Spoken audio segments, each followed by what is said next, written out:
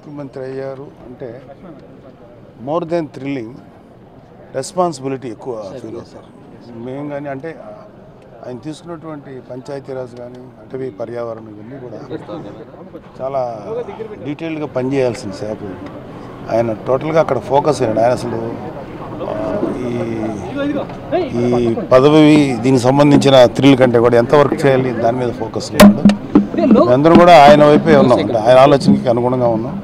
ఆయన చేయాల్సిన బాధ్యతలు చాలా ఉన్నాయి, దాని మీద ఆయన ఫుల్ ఫోకస్ పెట్టాడు. అవి బాగా చేయాలి అది కోరుకున్నాం తప్ప ఈ పదవి తాలూకు పవర్ని ఎంజాయ్ చేసేటువంటి ఆలోచన అయితే లేదు. నిజంగా అసలు ఆ థాట్ లేదు. సో పర్టికులర్గా రాష్ట్రానికి ముఖ్యంగా పంచాయతీరాజ్ శాఖ మంత్రిగా కావచ్చు, ఉప ముఖ్యమంత్రిగా కావచ్చు, మీ నుంచి మీ తమ్ముడికి అంటే ముఖ్యంగా నాయకుడి కంటే కూడా ఇంట్లో మీకు ముఖ్యంగా తమ్ముడుగా ఉన్న నేపథ్యంలో ఎలాంటి సలహాలు మీరు ఇచ్చారు? సార్ ఏదైనా సరే ప్రజలకి ఉపయోగపడేది, ప్రజల సంక్షేమం కోసం ఉపయోగపడేది ఏది చేసినా సరే మా యాజ్ ఒక బ్రదర్గా అయితే, అతనికి అన్నగా అయితే మేము అదే కోరుకుంటున్నాం ఆయన దగ్గర నుంచి. ఎందుకంటే కొత్తగా ఈ పదవి వల్ల మాకు వ్యక్తిగతంగా వచ్చే అడ్వాంటేజ్కి ఏం లేదు, కానీ ఈ పదవి ద్వారా ఒక పవర్ వచ్చింది కాబట్టి ఈ పవర్ని ప్రజా సంక్షేమం కోసం, ప్రజల యొక్క వెల్ బీయింగ్ కోసం ఉపయోగించాలని మేము కోరుకుంటున్నాం. పవర్ స్టార్కి పవర్ వచ్చింది.